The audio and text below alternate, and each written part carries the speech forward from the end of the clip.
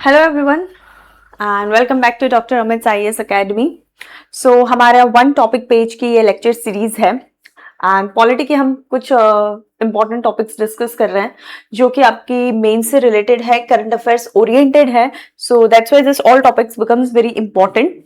आज के हमारे टॉपिक्स है voting behaviour, election financing, election commission of India, NCBC, Indian constitution, salient features and basic structure doctrine, functions and duties of union and state government, distribution of powers between union and state, issues and challenges pertaining to federal structure, fiscal federalism and constitutional authorities. सारे basic topics है तो इसे ऊपर ऊपर से ही discuss करेंगे in detail, but obvious आप आपकी मेंस की तैयारी करोगे उसमें आप करोगे। वोटिंग बिहेवियर क्यों इंपॉर्टेंट हो जाता है? ठीक है, क्योंकि जिस हिसाब से इलेक्शंस अब ट्रेंड हो रहे हैं, ठीक है, सोशल मीडिया का इम्पैक्ट आना या कास्ट बेस्ड पॉलिटिक्स होना, रिलीजन बेस्ड पॉलिटिक्स होना, फ्रीबीज का होना, तो बहुत सारी चीजें हैं कि अब वोटिंग बिहेवियर पे भी एनालिसिस होता है। सो दैट्स व्हाई ये जानना बहुत जरूरी है कि इंडिया में इलेक्शंस में वोटर्स को क्या अट्रैक्ट करता है। Is that an invest development और अनएम्प्लॉयमेंट और व्हाट एल्स थिंग्स? ओके, तो voting behaviour is basically nothing study of why and how individual vote as they do. ठीक है, हम देखते हैं कि 90% वोटिंग हो रही है वेस्ट बंगाल में, 80% वोटिंग हो रही है, तो इतना वोटिंग टर्नआउट अगर हो रहा है तो वोटर्स को कुछ तो अट्रैक्ट कर रहा है जिसकी स्टडी हो रही है। ठीक है, तो सबसे पहले आर्टिकल 325 हमारा कॉन्स्टिट्यूशन क्या कहता है? It gives the right to vote without discrimination on the grounds of religion, race, caste और सेक्स। ठीक है भाई, सभी वोट कर सकते, कोई प्रोहिबिशन नहीं है। Article 326 establish universe adult suffrage. India उन पहली कंट्रीज है जिसने कॉन्स्टिट्यूशन जिस दिन से आया है, जिस दिन से भारत में लागू हुआ है, उस दिन से यूनिवर्सल एडल्ट सफरेज है, यानी कि एक पर्टिकुलर एज के बाद कोई भी जो है इंडिया में वोट कर सकता है। ठीक है, age of after the amendment 18 years का है, पहले 21 ईयर्स था। अगर हम यूरोपियन कंट्रीज की भी बात करें तो पहले कुछ पर्टिकुलर एलाइट कम्युनिटी वोटिंग करती थी, महिलाओं को तो बहुत टाइम बाद वोटिंग का राइट मिला है। So when we talk about India, it is we are really blessed, we are privileged that we are getting right to vote from the day one of independence. ठीक है, अगर हम study की बात करें तो इंडिया में रीसेंट डेटा रिवील करता है कि वोटर ऑटोनॉमी किस तरीके से राइज हो रही है। 66% main and 52% of women now choose candidates entirely independently of spousal और फैमिली एडवाइस, यानी खुद का दिमाग लगा के सोचते हैं। अब आप बोलोगे मेन, तो भाई यहां पे ना 19 साल का लड़का भी कवर हो रहा है। ठीक है, तो 19 साल के लड़के को भी किसी के गाइडेंस की जरूरत नहीं है। Even he is independent enough to think to whom to vote. Mental independence की बात हो रही है। ठीक है, अगर हम रूरल वोटर की बात करें तो यहां पे भी 60% जो है हमने इंडिपेंडेंस देखा गया है as compare to urban which is 59%। So basically with the time voting behaviour is equally changing कि हम रूरल एरियाज में भी वो इंडिपेंडेंस, मेंटल ग्रोथ हम देख पा रहे हैं। फीमेल टर्नआउट की बात करें, वोटर टर्नआउट की, तो मेल को ये सरपास कर चुका है बहुत सारे इलेक्शंस में। For example in the recent West Bengal 92.6% and in Tamil Nadu it was 84.69% female voter turnout. ठीक है, तो ये बहुत बड़ी चीज होती है इन स्टेट्स में, not in this states, in any states.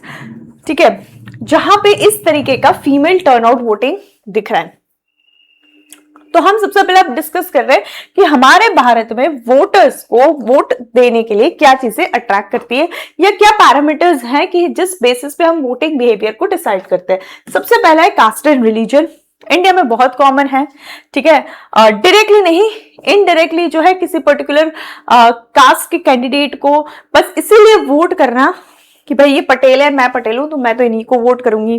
ठीक है, अगर आपके एरिया में से कोई आपके समाज का बंदा खड़ा हुआ है फॉर द इलेक्शंस, तो बट ऑब्वियसली एक पॉजिटिव पॉइंट वो डे वन से इनहेरिट करके चलता है कि if I am a Patel और if I am a Jat और if I am a Yadav, तो मैं इस पर्टिकुलर ग्रुप की कम्युनिटी के लोगों के तो वोटर्स मेरे होंगे। सेकेंड है रिलीजन। ये भी बहुत कॉमन सी चीज है, nothing to speak more on it. Economic status and welfare. जहां पे वोटर्स को डायरेक्ट बेनिफिट ट्रांसफर मिल रहा है, कैश स्कीम्स मिल रही है, लोकल वेलफेयर डिलीवरी मिल रही है, वहां पे वोटर का टर्नआउट होगा।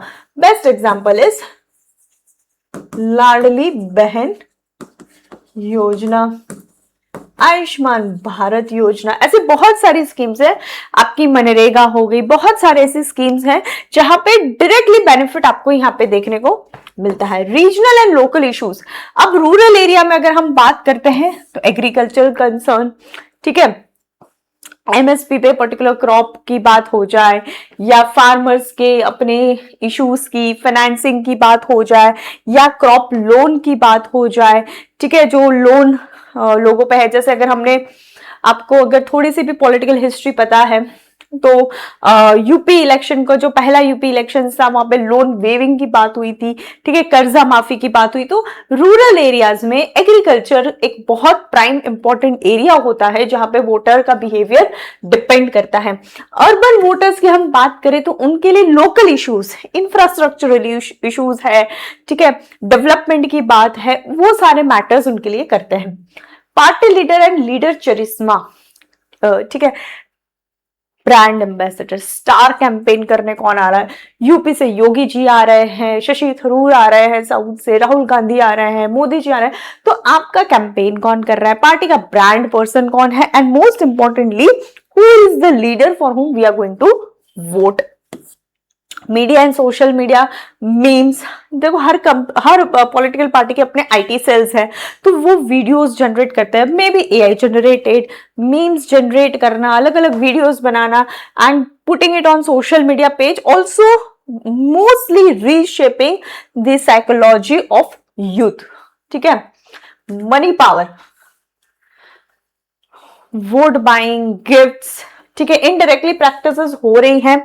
जहां पे इलेक्शन कमीशन तक न्यूज पहुंचती है तो वहां पे करप्ट प्रैक्टिसेस के अंदर जो है उन्हें एक्शंस भी लिए जाते हैं। And then it is NOTA, जो सुप्रीम कोर्ट ने PUCL versus union of India 2013 के जजमेंट के through none of the above parties पे वोट करने का ये लेकर आए थे। अब पॉजिटिव एस्पेक्ट जो है, जो वोटिंग टर्नआउट के जो मेजर्स हमने देखे हैं कि क्या क्या फैक्टर्स है जो इम्पैक्ट करते हैं, तो सबसे पहला उसका पॉजिटिव ये है कि हाई टर्नआउट आता है।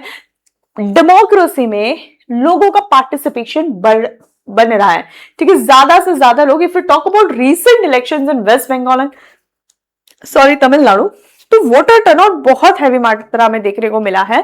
तो ये रिफ्लेक्ट करता है कि हाँ, हाई टर्नआउट है तो डेमोक्रेसी में लोगों का योगदान है, लोगों में पॉलिटिकल अवेयरनेस आ रही है। Welfare link voting holds government accountable for delivery, सरकार कोई स्कीम लेकर आ गई वोट इलेक्शन से 4-5 महीने पहले, तो अब उस स्कीम के बेसिस पे लोगों ने वोट किया है, तो अब सरकार की अकाउंटेबिलिटी बन रही है, क्योंकि ऑब्वियसली क्लियर कट दिखता है कि अगर, क्योंकि अब एआई है, इतना हमारा जो सिस्टम है स्ट्रांग हो चुका है कि हमें पता चलता है कि अगर कोई पर्टिकुलर वोट पार्टी को इस पर्टिकुलर एरिया से ये वोट मिल रहा है तो ये स्कीम्स का रोल रहा होगा। So it makes government accountable for delivering the schemes. Rising female participation strengthen inclusive representation, ठीक है। EVMs and VVPA technology reduces fraud and build voter confidence. ये तो है, हम लोग हर पॉलिटिकल पार्टी यही चीज आफ्टर इलेक्शन क्लेम होती है कि ईवीएम में प्रॉब्लम है या वीवीपीएट में प्रॉब्लम है, बट द रियलिटी इज कि ये टेक्नोलॉजी हैक करना डिफिकल्ट है, again and again claim by the election commission of India, ठीक है। तो ऐसी टेक्नोलॉजी होने से भी जो वोटर्स है उसका सिस्टम पे कॉन्फिडेंस बढ़ता है और ट्रांसपेरेंसी आती है। स्वीप कैंपेन्स,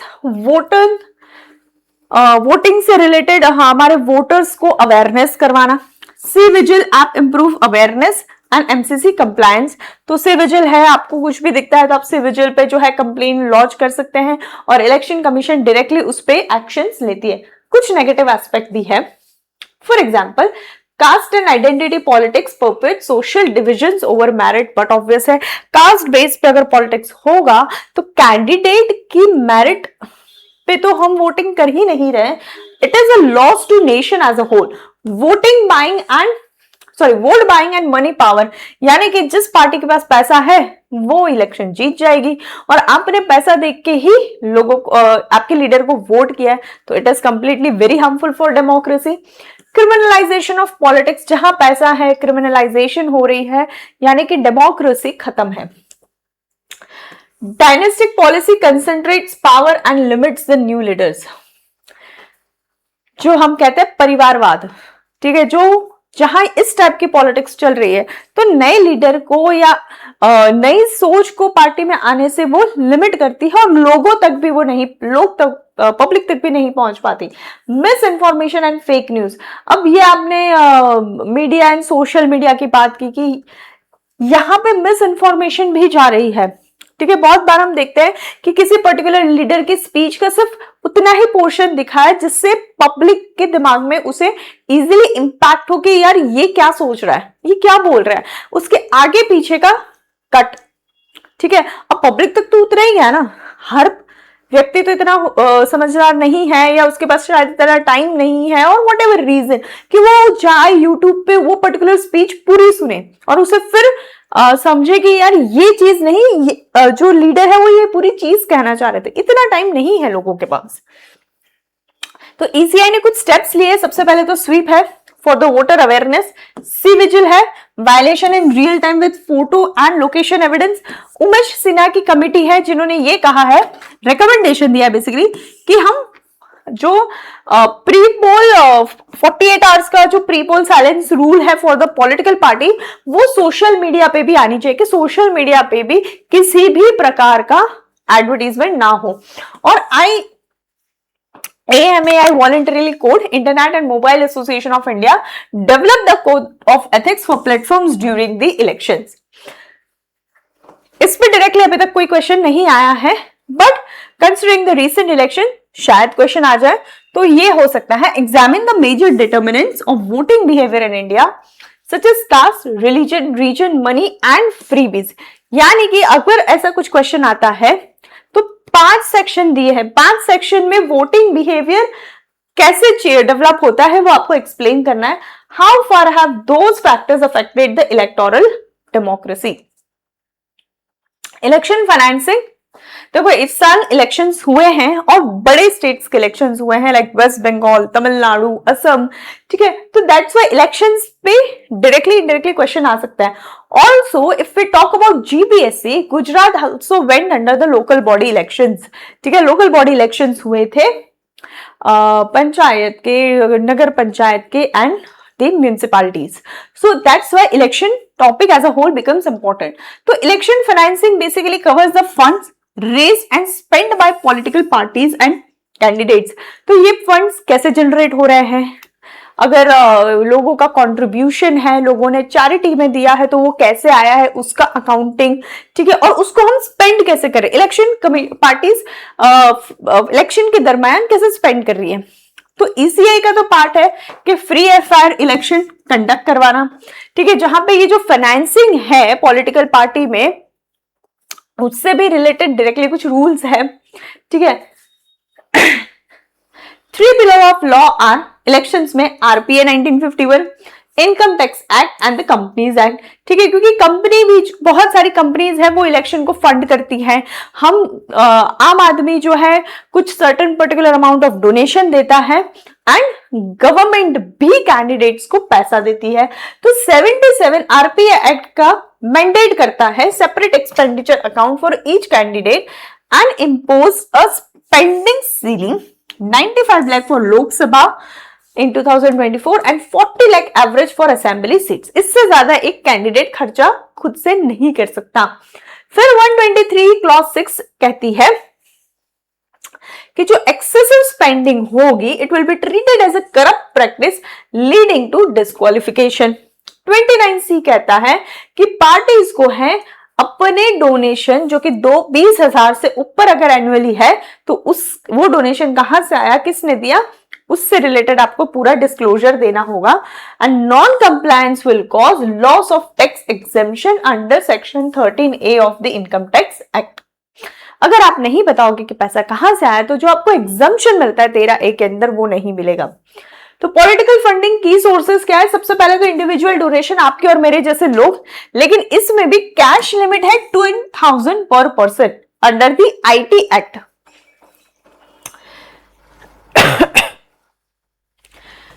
फाइनेंशियल ईयर 2023-24 की अगर हम बात करें तो 1073 करोड़ नेशनल पार्टी को इंडिविजुअल कंट्रीब्यूशन से मिला है। वो चेक से हो सकता है, जीपे हो सकता है, कैश हो सकता है, बट 2023-24 में पॉलिटिकल पार्टीज को 1073 करोड़ का डोनेशन आया है।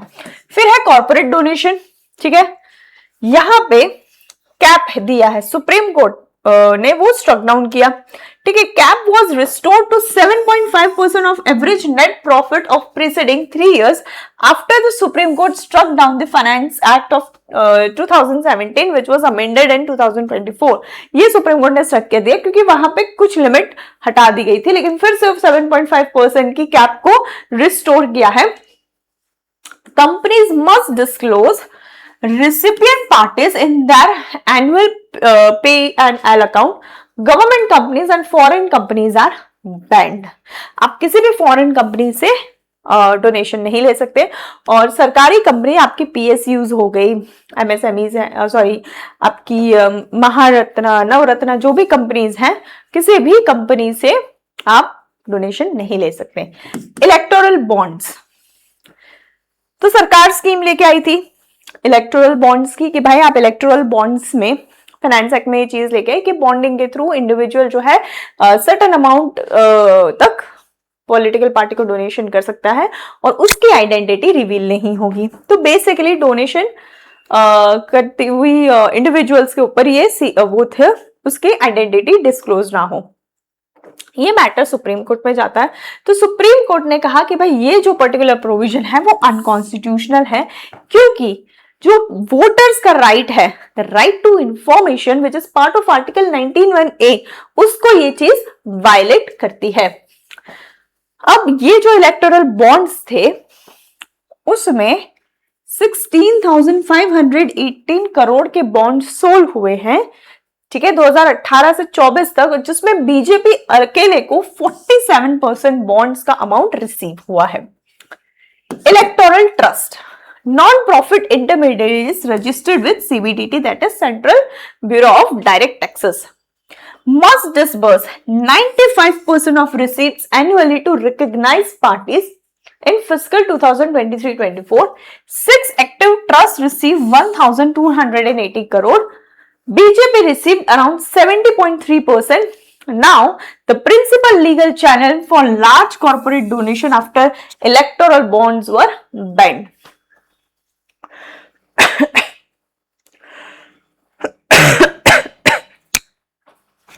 तो बेसिकली लार्ज कॉर्पोरेट जो डोनेशंस जो होती थी उसको जो है सरकार ने बैन कर दिया है, ठीक है। स्टेट फंडिंग इनडायरेक्टली, तो भाई स्टेट जो है इलेक्शन में फंड नहीं कर सकती। दूरदर्शन और AIR यानी कि ऑल इंडिया रेडियो पर आपको फ्री पर्टिकुलर टाइम मिलता है कि उतने में आप आपका एडवर्टीजमेंट कर सकते हैं। दिनेश गोस्वामी कमेटी का रिकमेंडेशन है कि पार्शियल स्टेट फंडिंग अलाउ होनी चाहिए, but successive governments have deferred it.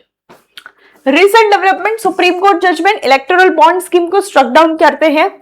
ADR report कहती है कि electoral trust receive rupees 3,826 crore, BJP secured 82.52%। ECI crackdown, ठीक है, over 800 RUPP were delisted in August 2025 for non-participation, untraceable offences and non-filing of expenditure statement. Supreme court में PIL होती है doctor Khem Singh Bhati versus ECI की, challenging the anonymous cash donation below ₹2,000 threshold as violation of again voting article 19(1) clause A। ये 2000 से नीचे का भी अगर कैश आ रहा है तो ये कहां से आ रहा है वो भी नहीं पता। सबसे पहले वे फॉरवर्ड में mandatory real time disclosure of all political donation, भाई सब बताओ आप, 100 रुपए का भी बताओ, 1 लाख का भी बताओ। Reinstate and tighten the 7.5% corporate cap with quarterly filings. Explore partial state funding tied to vote share to reduce corporate dependence. Corporate dependence होगा तो बट ऑब्वियस है उनको फेवर करती हुई चीजें सरकार को करनी पड़ेगी one selected. Strengthen the ECI expenditure monitoring and regulate the digital and IT war room spending within the 75 days post-poll window.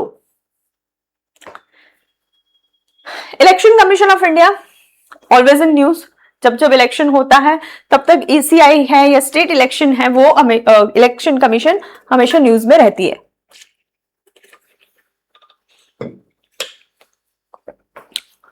तो इलेक्शन कमीशन ऑफ इंडिया जो है ऑटोनोमस अथॉरिटी है बट एक कॉन्स्टिट्यूशनल बॉडी है, ठीक है। इनका काम क्या है, देखो एस्टैब्लिश अंडर आर्टिकल 324 इसलिए कॉन्स्टिट्यूशनल हो गए।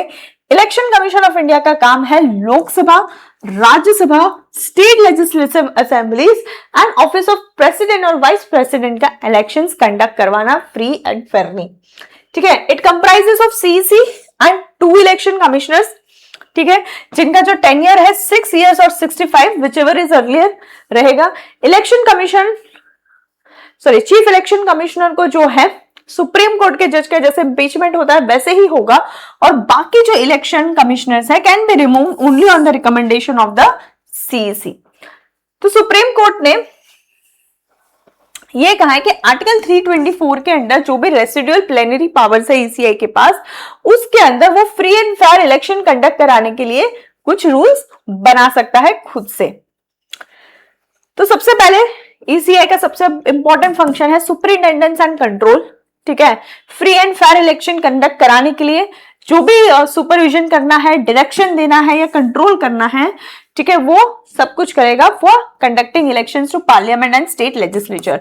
मॉडल कोड ऑफ कंडक्ट को एनफोर्स कराना from the date of announcement of the election dates, regulates the conduct, restrict the use of government resources and sets campaigning norms.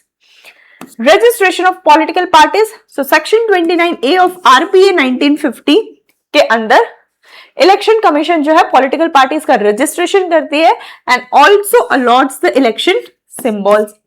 SIR 2025-26 first nation wide special intensive revision in over 20 years, piloted in Bihar.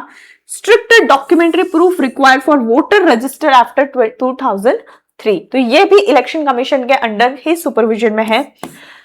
Mohinder Singh Gill case, ठीक है,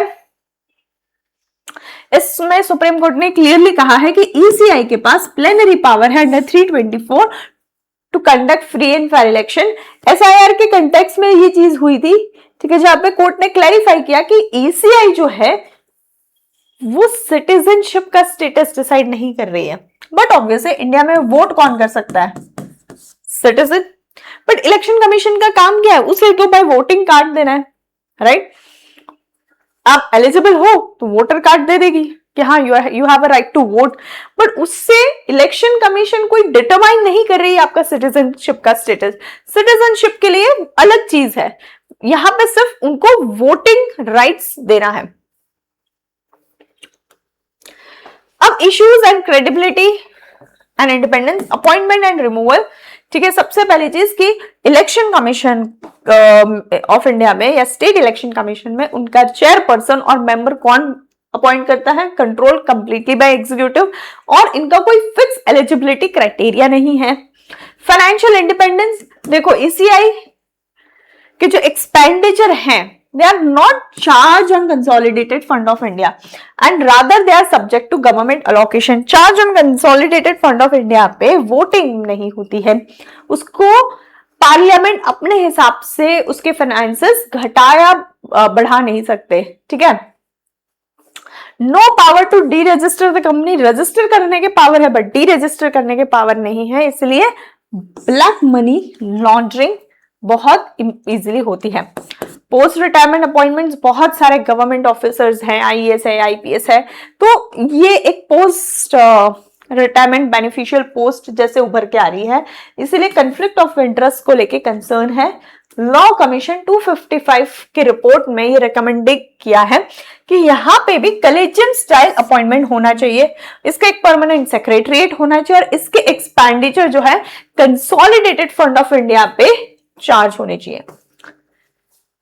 हाल अभी की अगर हम बात करें independence safeguard से, तो सीईसी का जो रिमूवल है वो सुप्रीम कोर्ट के जज यानी कि इम्पीचमेंट मोशन किस टाइम में होता है, तो बहुत सिंपल है कि इजीली आप सीईसी को रिमूव नहीं कर सकते, तो इतनी तो इंडिपेंडेंस है।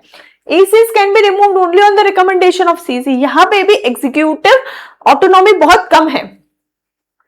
प्लेनरी रेसिडुअल पावर किसके पास है, ECI के पास ही है। And election commission condition of services act 1991 में businesses to be transacted unanimously as far as possible का प्रोविजन है। Way forward collegium style appointment ले आइए, जैसे लॉ कमीशन ने कहा है। एक्सपेंडिचर चार्ज कर रही है कंसोलिडेटेड फंड ऑफ इंडिया पे। Establish a permanent ECI secretariat, grant power to deregister the non functional and fraudulent political parties and adopt Canada model, commission appointed and removed only by parliament.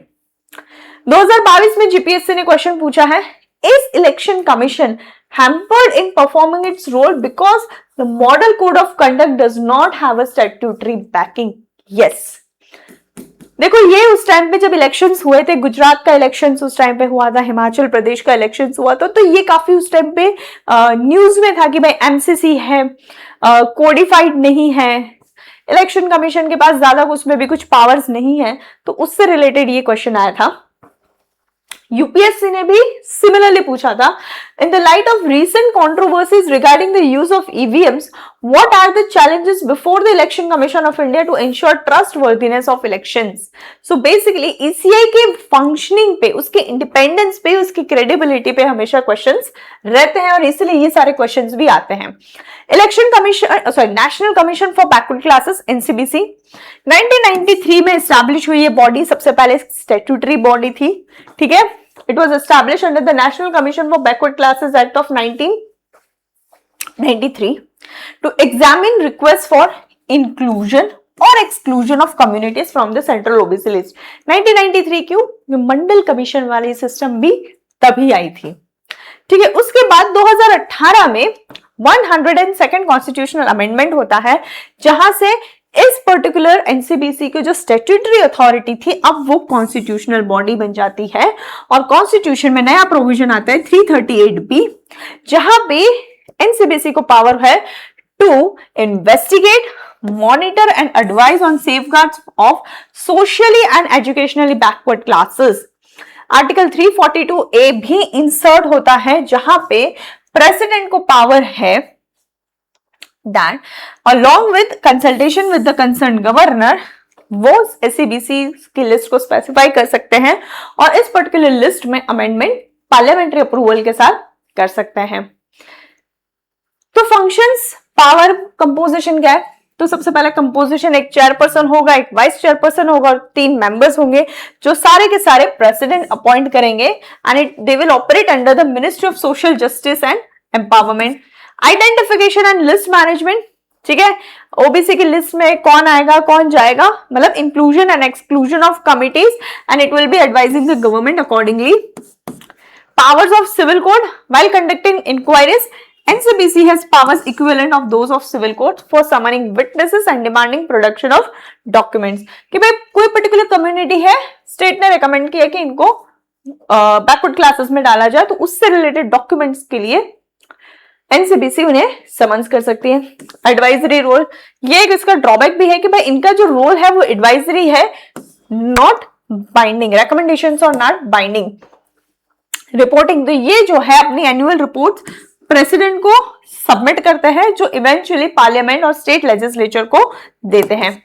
Waste Bengal OBC advisory, यहां से ये question उभरता है। 2025 में ये issue हुआ था कि एनसीबीसी ने तकरीबन 35 कम्युनिटी थी, मोस्टली इसमें मुस्लिम्स कम्युनिटी थी, जिसमें वेस्ट बंगाल में कहा गया कि इनको सेंट्रल ओबीसी लिस्ट से हटाया जाए, क्योंकि ये जो ओबीसी का जो क्राइटेरिया है उसमें नहीं आते हैं। तो यहां से ये इशू रेज हुआ था। अब इशू और चैलेंजेस क्या है? सबसे पहला तो non binding recommendation, advisory role है, बाइंडिंग नहीं है, तो एडवाइस करके छोड़ दिया, सरकार को इंप्लीमेंट करना नहीं करना उनके ऊपर। डेटा कंस्ट्रेंट, इनकम्प्लीट और आउटडेटेड सोशियो इकोनॉमिक डेटा है, जिसकी वजह से जो है प्रॉपर आइडेंटिफिकेशन बैकवर्ड क्लासेस का नहीं हो रहा है। पॉलिटिकल इन्फ्लुएंस, ठीक है, अपॉइंटमेंट एग्जीक्यूटिव के थ्रू ही हो रही, प्रेसिडेंट पार्लियामेंट के थ्रू हो रही, तो बट ऑब्वियसली एग्जीक्यूटिव कंट्रोल है। रोहिणी कमीशन ऑन सब कैटेगराइजेशन, तो जस्टिस रोहिणी कमीशन बैठाई थी 2017 में, जिन्होंने रिकमेंड किया था कि 27% ओबीसी कोटा में भी सब कोटा होना चाहिए। सुप्रीम कोर्ट ने अगस्त 2024 में 7 जजेस की बेंच ने अपहेल्ड किया कि हाँ, स्टेट के पास ओबीसी में सब कैटेगरीज लाने का पावर है, बट आप कितनी भी सब कैटेगरीज कर लो, 27% का जो रिजर्वेशन है उससे ज्यादा आप उन्हें नहीं दे सकते। तो की कॉन्स्टिट्यूशनल प्रोविजन है 338B, जहां पे NCPC as a constitutional body establish हुई है और उसके पास सिविल कोर्ट के पावर्स है। 342A में president specify SCBCs, any list change requires parliamentary approval. 102nd constitutional amendment act के थ्रू एनसीपीसी को कॉन्स्टिट्यूशनल स्टेटस दिया गया है एंड एनसीपीसी एक्ट 1993 ओरिजिनली ये स्टैट्यूटरी बेसिस थी। वे फॉरवर्ड तो भाई इनके रिकमेंडेशंस को बाइंडिंग इफेक्ट दिया जाए to certain extent. Conduct comprehensive caste based socio economic survey, census के थ्रू कर सकते हो आप। इंप्लीमेंट रोहिणी कमीशन, जो सब कैटेगराइजेशन सुप्रीम कोर्ट ने तो अब कह भी दिया है तो पॉसिबली हो सकेगा, स्टेट के ऊपर है अब। Introduce constitutional provision for periodic review of backward class list, periodically review करो 10 साल 15 साल 20 साल में, ठीक है। And ensure merit based transparent appointments. 22 में यूपीएससी मेंस में क्वेश्चन पूछा है, simple basic question, discuss the role of the national commission for state backward classes backward classes in the wake of its transformation from a statutory to a constitutional body. Indian Constitution salient features and basic doctrine, तो हमारा जो constitution है constituent assembly के through बनाया गया 26 नवंबर 1949 में और enforce होता है 26 जनवरी 1950 में। अडॉप्ट हमने नवंबर में कर लिया, इंपैक्ट उसका आया जनवरी 1950 में। ड्राफ्टिंग कमेटी के हमारे चेयरपर्सन थे डॉक्टर BR अम्बेडकर। वर्ल्ड का सबसे लेंथीएस्ट कॉन्स्टिट्यूशन है रिटर्न, ठीक है। बहुत सारे सोर्सेस से हमने बहुत सारे फीचर्स अडॉप्ट किए हैं, यूएसए है, ठीक है, जैसे parliamentary system and rule of law from Britain, fundamental rights and judicial review from United states, DPSP from Ireland, federal scheme and emergency provisions from Canada and government of India act 1935, fundamental duties from the USSR, ठीक है। तो हमारा जो ये constitutional है, ठीक है, unitary बायस नहीं है, यहाँ पे फ्लेक्सिबिलिटी है of rigidity and combines a federal structure with strong unitary bias. Salient features, lengthiest return constitution है, पार्लियामेंट्री गवर्नमेंट है, Westminster model of United union and states, ठीक है, जहां पे एक नॉमिनल हेड है जो कि प्रेसिडेंट या गवर्नर स्टेट या सेंटर में, और एक रियल एग्जीक्यूटिव है जो कि काउंसिल ऑफ मिनिस्टर है which is collectively responsible to the legislature. Apart from this there are many other features, ठीक है, बाइकैमरलिज्म है सेंटर में, बहुत सारी चीजें हैं जो आप जानते हो, please kindly go through Laxmikant.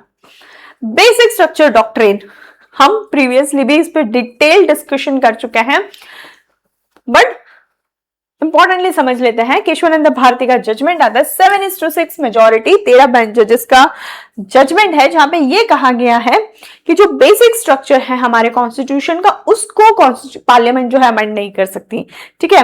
आपने कुछ भी अमेंड करना है, for example fundamental rights amend हो सकते हैं, हुए भी हैं, जैसे हमने कोऑपरेटिव सोसाइटीज को ऐड किया है, 21A को ऐड किया है, ठीक है। तो हमने एडिशन किया है, कुछ रिमूवल भी किया है, जैसे राइट टू प्रॉपर्टी, है ना, लेकिन उसका जो मूलभूत है कि फंडामेंटल राइट्स आर्टिकल 19 में क्या है, मैं आपको फ्रीडम दे रहे हैं to have a speech and expression, तो आप उस फ्रीडम को नहीं छीन सकते उनसे। उसमें राइट टू इंफॉर्मेशन की आप प्रोविजन दे सकते हो, लेकिन आप ये नहीं कह सकते कि ये फ्रीडम आपके पास नहीं रहेगा, ठीक है। तो जो बेसिक स्ट्रक्चर है वो हम नहीं निकाल सकते, आप अमेंडमेंट कर सकते हो, लेकिन बेसिक स्ट्रक्चर चेंज नहीं होना चाहिए। तो शंकरी प्रसाद का 1951 का जजमेंट था जहां पे फर्स्ट अमेंडमेंट अपहेल्ड हुआ था। गोलकनाथ का जजमेंट था जहां पे फंडामेंटल राइट्स है, ये कहा था कि भाई इनको कोई अमेंड नहीं कर सकता, ठीक है। फिर आते Kesavananda Bharati judgment, landmark ruling थी, इन्होंने कहा भाई अमेंड कर सकते हो लेकिन आपका बेसिक स्ट्रक्चर नहीं चेंज होना चाहिए। And then you have Minerva mill case, जहां पे 42nd अमेंडमेंट को स्ट्रक डाउन कर दिया था। कुछ सर्टेन अमेंडमेंट, पूरा अमेंडमेंट नहीं, कुछ कुछ जो बेसिक स्ट्रक्चर को चैलेंज करते थे। तो इस डॉक्ट्रिन का कंट्रीब्यूशन है सबसे पहले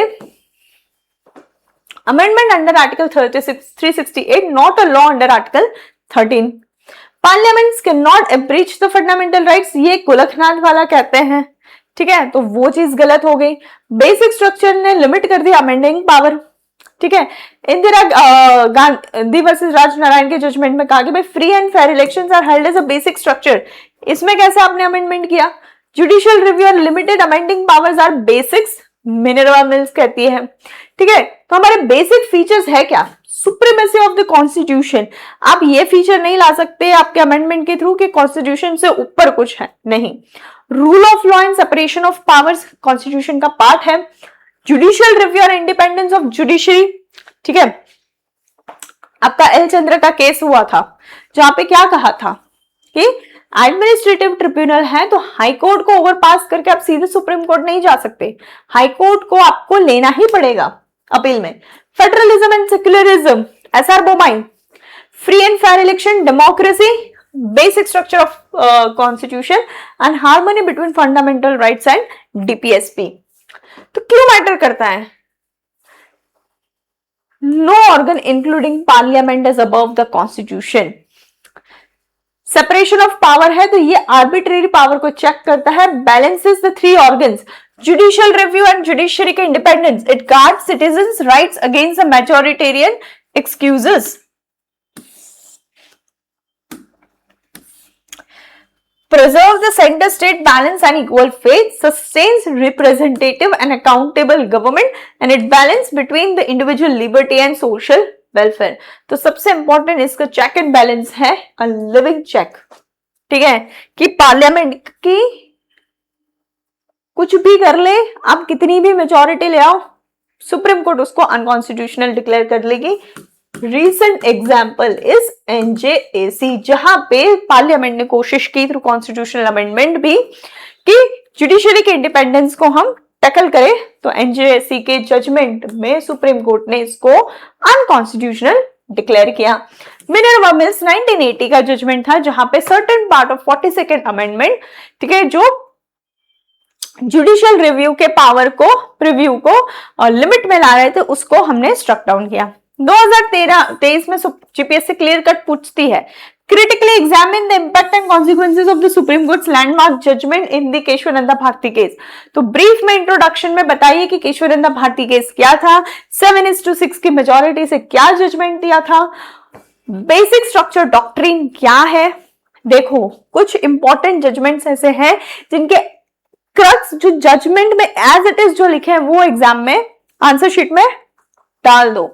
केशवानंदा भारती है, पुट्टास्वामी है, जितने भी फंडामेंटली इंपॉर्टेंट कॉन्स्टिट्यूशनल जजमेंट्स है ना, उनमें एग्जैक्टली सुप्रीम कोर्ट क्या कह रही है ना, वो एज इट इज वर्ड्स जो है थोड़े से लाइंस रट लीजिए, ठीक है, और उसको ऐसे जब क्वेश्चंस आते हैं ना तो डाल दो आंसर्स में, ठीक है। What was held in the Koilo case? In this context, can you say that judicial review is key of importance against the basic feature of the Constitution? सीधे सीधे क्वेश्चंस है। Functions and duties of union and state government, basic parliament वाला chapter है, ठीक है, लेकिन कभी कभी जीपीएससी स्टैटिक क्वेश्चन पूछ लेती है, तो वहां पे ऐसे टॉपिक्स आ जाते हैं इंपॉर्टेंटली। तो इंडिया जो है parliamentary form of government follow करता है both union and state level under a federal structure with a dual polity. Centre में executive comprises of president, vice president and union council of ministers headed by prime minister, और state में governor and the council of minister headed by the chief minister. Legislative and executive functions जो है 7 schedule के हिसाब से divided है in the union list, state list and the concurrent list, और सबको अपने अपने इंडिविजुअल असाइन फीचर्स जो है क्या काम करने वो असाइंड है। प्रेसिडेंट के फंक्शंस, अपॉइंटमेंट सब कुछ है फ्रॉम 52 to 62, ठीक है। Constitutional head of union, all executive actions are taken in the president's name, appointment of PM, governor, जजेस, ठीक है, बिल्स को असेंट देना, कमांडर इन चीफ, सेशंस का प्रोरोगेशन करना, समन्स करना, ये सारे पावर्स प्रेसिडेंट के हैं, इनफैक्ट बहुत सारे पावर्स है प्रेसिडेंट के, ठीक है। पार्डनिंग पावर्स हैं, इमरजेंसी के पावर्स हैं, ठीक है, प्रेसिडेंट्स रूल है। सो प्रेसिडेंट के पास बहुत सारे पावर्स हैं। Form the party, dissolve the party, ठीक है, appoint the prime minister. Prime minister और कलेक्ट काउंसिल ऑफ मिनिस्टर्स के, तो इनके पास है real executive powers, aid and advice, क्योंकि प्रेसिडेंट खुद से कुछ नहीं करेगा, जो council of minister aid and advice करेगी वही प्रेसिडेंट करेगा। Formulate the policy, runs the ministry and most importantly collectively responsible to the Lok Sabha. Union legislature and judiciary, तो पार्लियामेंट जो हमारा है वो बाइकैमरल है, ठीक है। लोकसभा है, राज्यसभा है। It makes laws on the union and concurrent subjects. Financial control है, बजट है, टैक्सेशन है, ठीक है। ये सारे बिल्स इंपॉर्टेंटली पार्लियामेंट के पास ही है। और मोस्ट इंपॉर्टेंटली मनी बिल जो है वो सिर्फ और सिर्फ लोकसभा में ही ओरिजिनेट हो सकता है।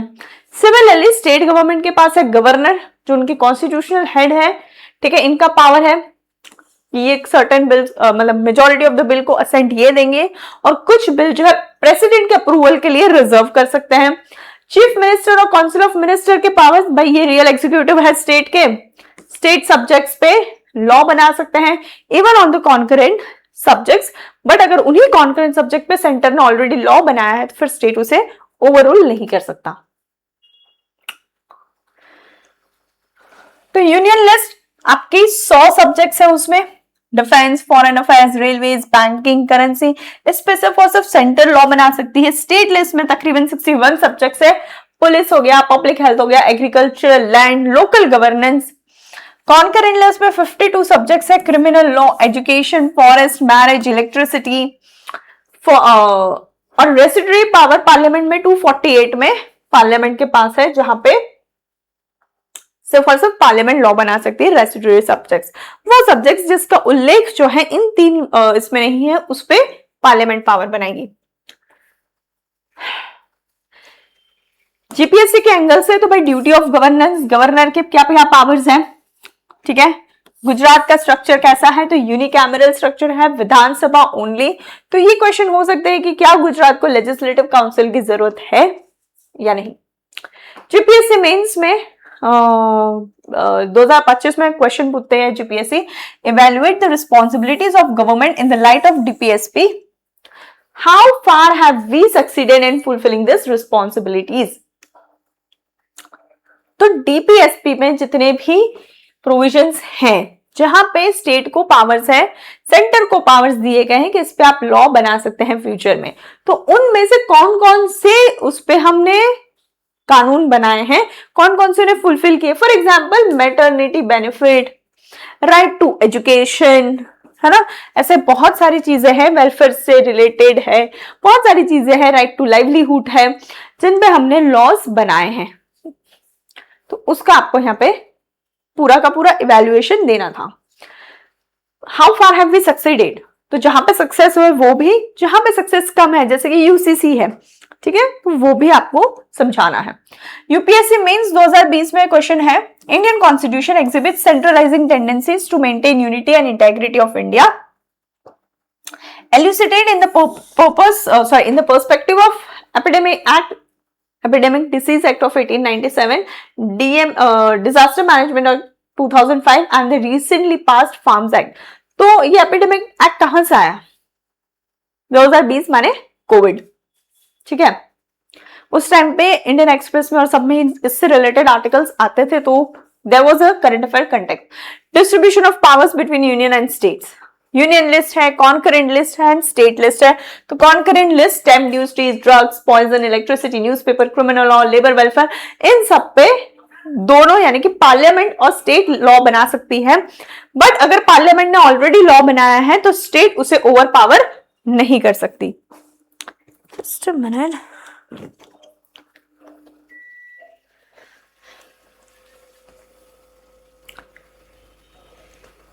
Union list exclusively power union का है, स्टेट लिस्ट में कॉन्करेंट में दोनों रेसिडरी पावर्स 248 के अंदर यूनियन के ही हैं। आर्टिकल 254 रेपिग्नेंसी, सिंपली चीज है कि अगर कोई भी लॉ है, स्टेट लॉ, सॉरी लॉ जो कि कॉन्करेंट लिस्ट में है, तो उस पे अगर स्टेट ने लॉ बनाया है ऑलरेडी, लेकिन फिर सेंटर अगर लॉ बनाता है तो वो लॉ ओवर रूल हो जाएगा स्टेट का। 249 में पार्लियामेंट जो है may legislate on a state subject if the Rajya Sabha passes a resolution on the national interest. Just a second.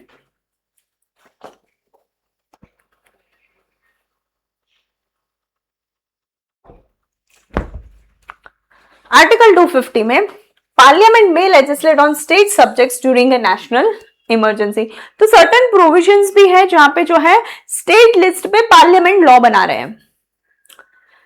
अब सर्टेन डॉक्ट्रिन्स है, पीथ एंड सब्सटेंस लॉ जज bye it's true nature, incidental overlaps is allowed. तो pith and substance ये कहता है कि object क्या है लॉ बनाने का, उसके बेसिस पे आप उसका इंटरप्रिटेशन करेंगे। Colourable legislation, What cannot be done directly cannot be done indirectly, यानी कि अगर आप डायरेक्टली जो है लॉ नहीं बना सकते तो उस पर इनडायरेक्टली यानी इधर से ना पकड़ के इधर से पकड़ना वो भी अलाउड नहीं है। Repugnancy 254, central law prevails over conflicting state law on the concurrent, ये भी हमें पता है। डॉक्ट्रिन ऑफ टेरिटोरियल नेक्सस, देखो स्टेट के पास जो पावर है वो स्टेट लिस्ट में और स्टेट के टेरिटोरियल बाउंड्रीज से ही लिमिटेड है, बट अगर कोई टेरिटोरियल नेक्सस है दूसरे स्टेट के साथ तो जो स्टेट का लॉ है एक्स स्टेट का लॉ वो वाई स्टेट में प्रिवेल हो सकता है। Harmonious construction, list read together to avoid conflict and give effect to both. Occupied field, अगर यूनियन उस पर लॉ बना चुका है ऑलरेडी कॉन्करेंट लिस्ट में तो स्टेट जो है उस पर लेजिस्लेट नहीं कर सकता। एडमिनिस्ट्रेटिव डायरेक्शंस, यूनियन में issue directions to state to ensure compliance with union laws and protect railways and communications. All India services IAS IPS IFOS serve both tiers but are controlled largely by the center, a strong centralizing instrument. Centralizing tendency, ठीक है, even concurrent list में भी state के पास power नहीं है अगर union ने बना लिया है तो, और अगर खुद ने बना भी लिया है और यूनियन का जो लॉ है वो कॉन्ट्राडिक्टरी है तो यूनियन का लॉ प्रिवेल करेगा। ऑल इंडिया सर्विसेज पे भी जो है सेंटर के पास पावर है। जीएसटी में भी स्टेट्स का जो है नैरो स्पेस है। कॉन्करेंट लिस्ट वाली क्रीप तो है, तो इन सबको ध्यान में रखते हैं। जीपीएससी 2020 में क्वेश्चन पूछती है, distribution of powers between union and states under the 7th schedule of the constitution is not absolute. कहां पे स्टेट के पास पावर्स है, कहां पे पार्लियामेंट के पावर्स है, वो बेसिकली यहाँ पे डिस्कस करना है। तो आपके वो 249 से लेके 250, 234 सारे आपको आर्टिकल्स कवर करने हैं। इवन द इमरजेंसी पावर्स, ठीक है। Examine the statement in the context of union state relations in India. UPSC 2019 में क्वेश्चन पूछती है, from the resolution of contentious issues regarding distribution of legislative powers by the courts, principle of federal supremacy and harmonious constructions have emerged, explain. तो basically इन दो doctrine को centre state के relations को establish करके explain करना है। Issues and challenges with respect to the federal structure, तो इंडिया है वो यूनियन ऑफ स्टेट है एज पर आर्टिकल 1, लेकिन हमने क्वासी फेडरल पॉलिसी अडॉप्ट की है and hence we believe in cooperative federalism along with unitary bias.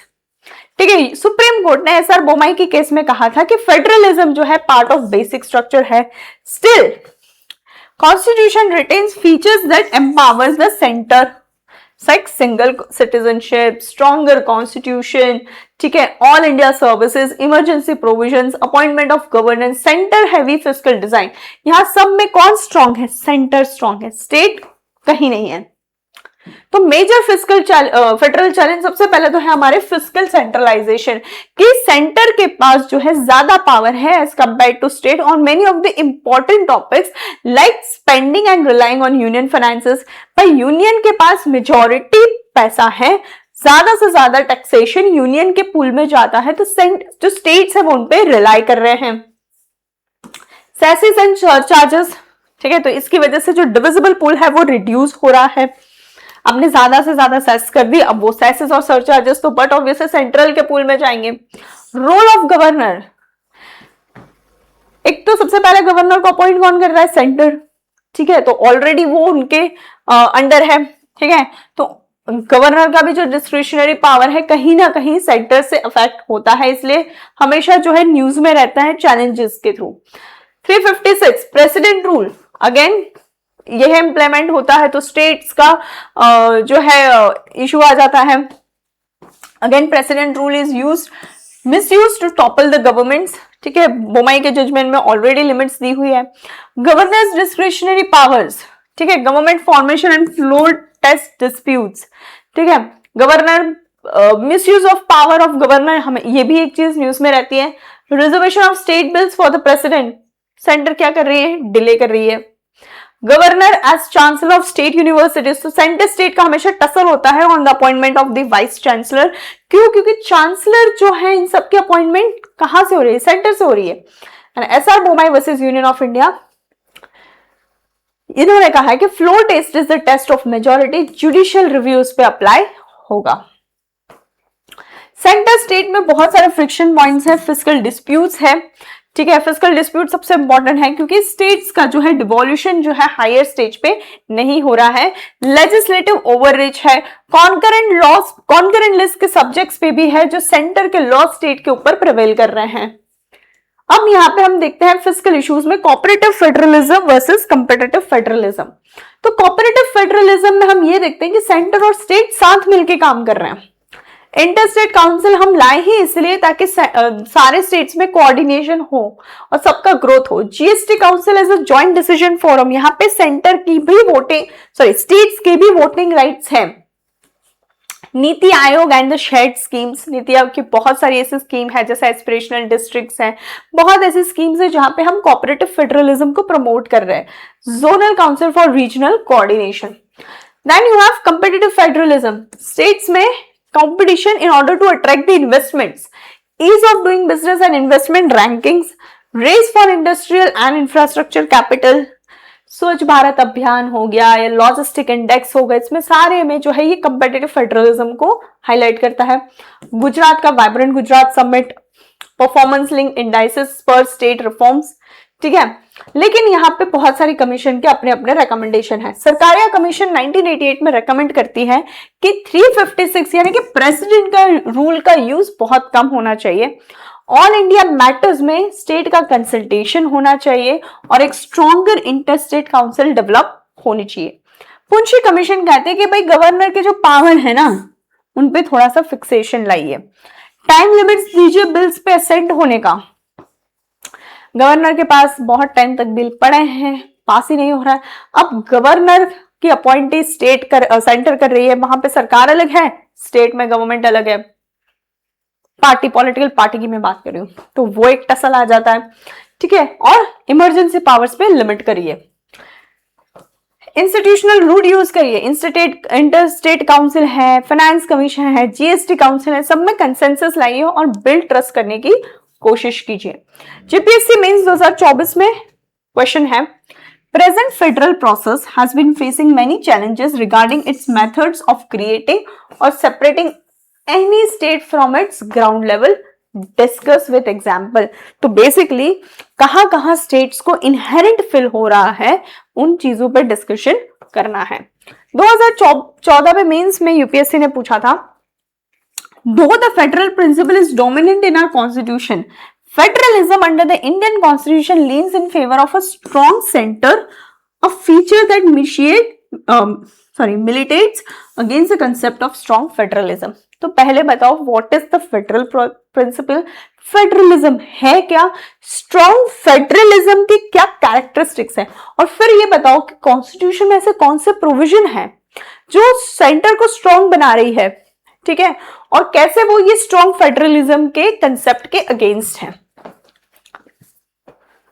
Fiscal federalism basically distribution of financial powers and responsibilities among different levels of government in a federal system, यानी कि centre और state. Revenues कैसे generate होंगे, कैसे share होंगे और कैसे centre और स्टेट में डिस्ट्रीब्यूट होंगे, ये चीज ये कवर करती है। गोल है efficient and equitable resource allocation across the diverse regions। ठीक है, हम वर्टिकल फेडरलिज्म को फॉलो करते हैं, यानी कि सेंटर और स्टेट में डिवोल्यूशन करना। कॉन्स्टिट्यूशनल फ्रेमवर्क 7th शेड्यूल में भाई legislative as well as fiscal powers का डिवीजन दिया हुआ है। आर्टिकल 268 to 281 क्या कहता है? Govern distribution of taxes between union and states including the excise duties and customs. Article 288 finance commission का गठन करना by president in every 5 years। 282 empowers the center to make discretionary grants to state from any public purpose। 279 ये क्या कहता है? GST council का गठन करना, एक joint forum banana so that GST rates और पॉलिसी पे डिसीजन लिया जाए। 101 अमेंडमेंट 2016 जीएसटी एक्ट को जीएसटी को इंट्रोड्यूस करना and replacing the multiple indirect taxes. ठीक है, ये ग्राफ है फिस्कल फ्रेमवर्क का, फेडरलिज्म का, कि भाई 7th शेड्यूल में डिवीजन है। फिर है आपका tax devolution between the centre and the state. GST है, ग्रांट्स इन एड है कि कैसे जो है सेंटर स्टेट गवर्नमेंट को फॉर द डेवलपमेंट ग्रांट्स देती है, एंड बोरोइंग पावर। तो भाई यूनियन जो है फ्रीली बोरो कर सकता है बाहर के कंट्रीज से भी, स्टेट ऐसा नहीं करती है। तो इसका ऑल्टरनेटिव क्या है? Gujarat vibrant summit. ठीक है, कि कम इस तरीके से हम इन्वेस्टमेंट अट्रैक्ट कर रहे हैं। की फिस्कल कंसेप्ट्स, वर्टिकल इम्बैलेंस, तो यहाँ पे सेंटर जो है रेवेन्यू कलेक्ट करती है, ज्यादा रेवेन्यू कलेक्ट करती है क्योंकि इनके पास सेसेस है, सरचार्जेस है, वो सब सेंटर के पास जा रहे हैं, और वो स्टेट में लिमिटेड रेवेन्यू रेजिंग कैपेसिटी ला रही है। तो इसी वजह से फाइनेंस कमीशन का गठन होता है ताकि ये गैप ब्रिज कर सके, कम कर सकते हैं। Horizontal imbalance, unequal revenue earning capacities between the centre and states, कि कुछ चीजों पे तो सिर्फ सेंटर ही रेवेन्यू कलेक्ट कर सकता है, स्टेट के पास पावर ही नहीं है।